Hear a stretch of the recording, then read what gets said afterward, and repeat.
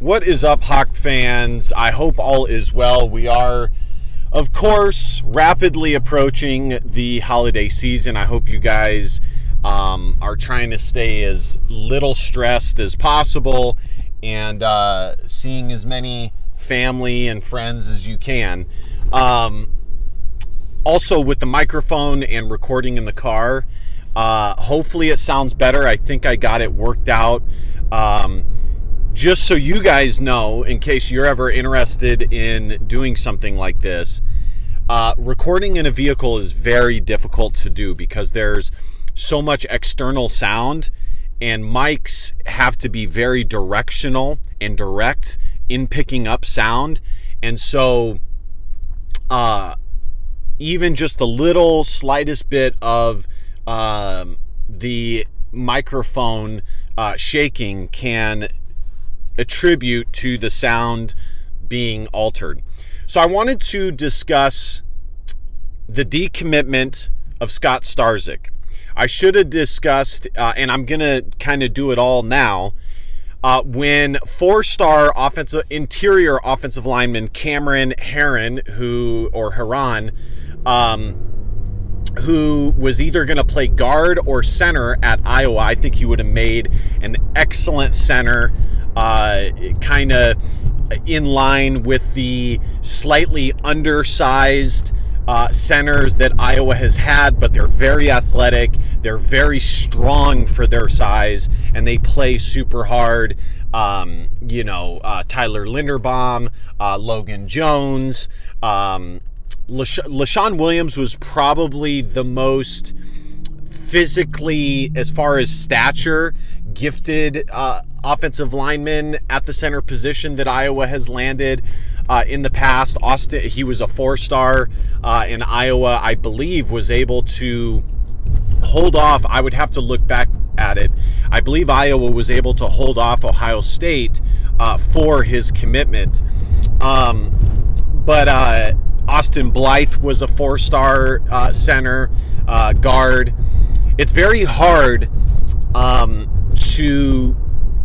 to recruit the center position, by the way, because you don't know for sure how their bodies are going to fill out. And so I read that there's two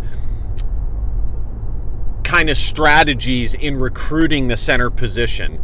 You can pick a guy purely for his athletic ability and hopefully mold him into a center, or you can pick a guy who has a very good football IQ, plays hard. He might be undersized, but he's a very smart football player, very smart guy, because the center position on the offensive line, you have to be an intelligent football player. So, like I said, I should have done this in the past, but I'm doing it now. So Iowa has had 3 decommits in this class, which is unusual. Iowa usually does a good job of holding on to their recruits, and it is simply because in the recruiting process, the Iowa coaches always tell the kids that they're recruiting, do not commit to us unless you are 100% certain. We want you to come to us to our school because you love our school, you fit in our program. Now, do all recruits take their advice? Of course not. A lot of recruits will take advantage of a scholarship offer, especially if it's their best, and that happens a lot when it is Iowa, because Iowa tries to find under-the-radar guys that have not hit the national recruiting scene yet, so they are that kid's best offer. You look at Cameron Herron, and yes, he had offers from like Purdue, and I think he had an offer from Indiana and West Virginia, and they're not like terrible offers, Ball State, but his best offer was Iowa, like 100%, especially if you consider the position that it was at, yada yada yada. And so Iowa, I would say, me paying attention to their recruiting for the last I mean, I paid attention to recruiting for a long time, but like doing it and making content for the last 3-4 years. Iowa, I would say, at most has 2 decommitments in their class. Maybe 3. The only year that I can think of that Iowa had a lot of decommitments, and it was really only because of their recruiting strategy error, was the year that they recruited Eno Benjamin. Because Eno Benjamin was able to convince a lot of fellow Texas kids to come to Iowa. Once Eno Benjamin was not at Iowa any longer because Iowa said that it was not okay for him to go and take other visits, and obviously the rest is history. He ended up committing to Arizona State. Once that was the case, what's his last name? Bo Corrales decommitted. He went to North Carolina. He actually had an okay career. And Gavin Holmes transferred to Baylor. And at the time, that was a big deal because Iowa had not recruited that well at the wide receiver position in a long time. So here's the deal, guys, just to wrap this up, because it's pretty straightforward as to whether, as Iowa fans, we should be alarmed at the amount of decommitments, and whether Iowa has an issue with recruiting currently that is leading to these decommitments. So the main thing that is attributing to this is that recruiting has sped up a lot. You have and it's sped up a lot because of the early signing period. And on top of that, the transfer portal is as important now as it has ever been. I mean, every year it becomes more and more important, especially now that teams are going to be able to see what Indiana was able to do, and they're going to try and do the same thing. And there are a lot of coaches that reportedly would rather take a kid that is a transfer that is coming from a different college because he's already proven that he can play at the college level than take a flyer on a high school kid.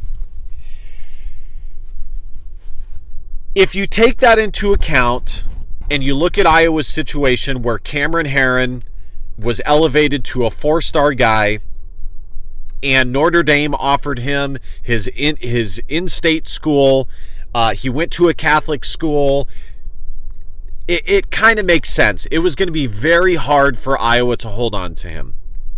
Impossible? No, but difficult. You look at Nick Brooks.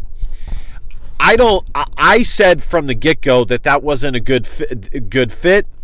He reminded me of a lot of recruits that really liked the flair and pizzazz, and the bottom line is Iowa is not about that life.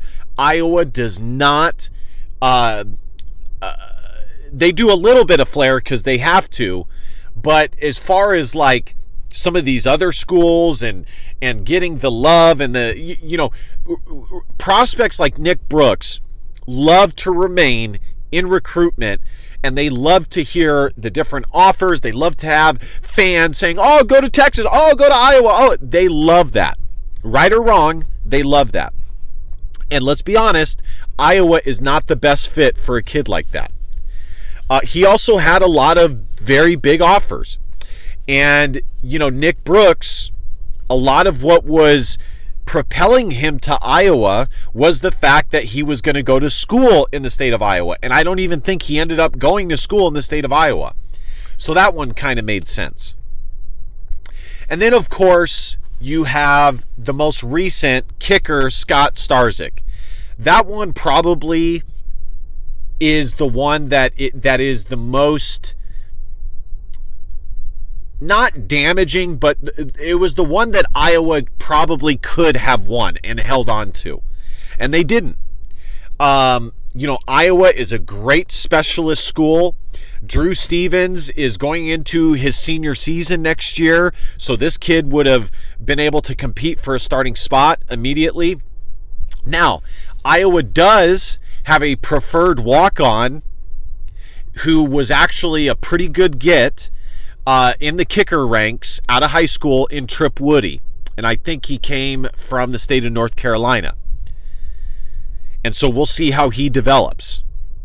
But was he on the same level as Scott Starzyk? No. Scott Starzyk was, everybody was saying that he was ranked the number one kicker or specialist in the country by Cole's Academy. Now, 247 Sports on 3 and Rivals didn't have him as number one, but Cole's did. So it's very hard to rank specialists, because a specialist, it is a position that you can really develop and teach a kid that has intangibles. You can, for example, if they aren't like the best kicker in the country coming out of high school, you can get them to your school if you have a good specialist coach and get them to that level. And Iowa has done that many times over. Iowa has had great kickers, top 25 kickers in the country, top 25 punters in the country, pretty much every year for the last several years. Even the freshman that they have right now in Reese Dakin, I would say that he's already almost a top 25 punter in his true freshman season. So it can happen. But you look at all the resources that were spent, and you look at the fact that, he did have a path to playing time, and you think about the fact that he was committed for that long, it stings. The early signing period is right around the corner. Michigan offered him a while back, and it looked like for a long time that Iowa was going to be able to hold him off. And it didn't happen. The kid says that the most important thing is that he's going to go to a program that can compete, that he can go to a program that has a good specialist coach, and he's going to go to a program that he will be able to compete early for playing time. Iowa checked all those boxes. But I guarantee Michigan came in with an offer that he couldn't refuse, much like the quarterback that flipped from LSU. It could always be worse, guys. At least we didn't lose out on Brent Underwood like LSU did last second. It could always be worse.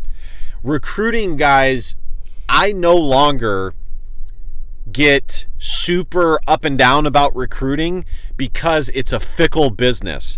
And, they're kids.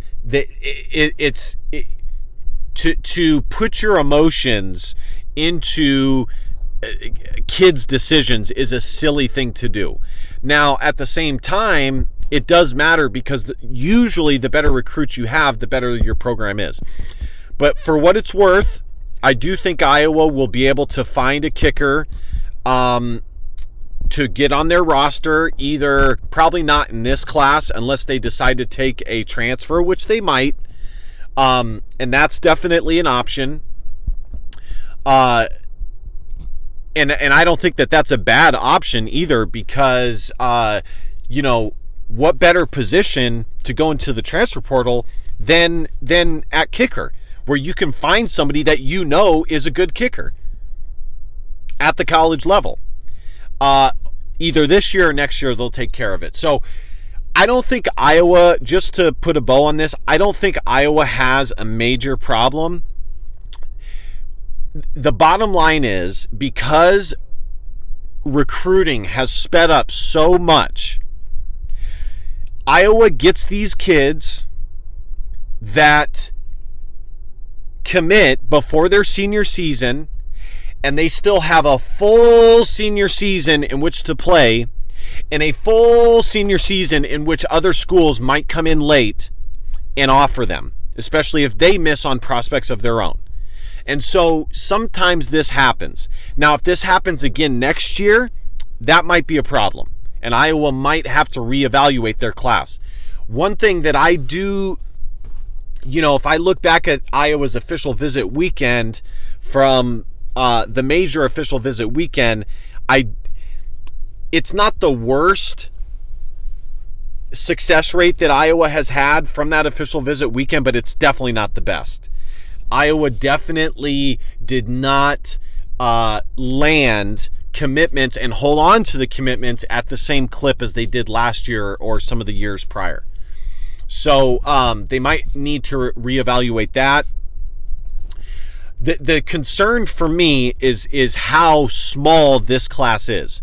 Now, Iowa did have a lot of guys that were returning, and Iowa was over scholarship limit last year, and so maybe that has something to do with it. But usually Iowa minimum has a 20-player class, and they're at 14. And the only guys that I see in the pipeline that might commit late in the process is one guy out of the state of Florida, Olante Dean. That's it. That is literally it. So I don't think that Iowa did a good job this year of identifying prospects that were committed elsewhere and tried to get them to flip. Now, who knows? They might have some diamonds in the rough that we haven't heard of yet, and it's going to be a final day magical thing that they're able to either get a guy to flip or get under the radar recruit. But I haven't heard anything. So, all right, guys, thank you guys so much for watching. Be sure to hit that subscribe button. Let me know what you guys think about Iowa having 3 decommitments in the 2025 recruiting class. And last but not least, DBAP, don't be a pussy willow and facts or feelings, because your feelings just don't matter. I love you, Hawk fans. Stay strong. See you guys next time. Bye-bye.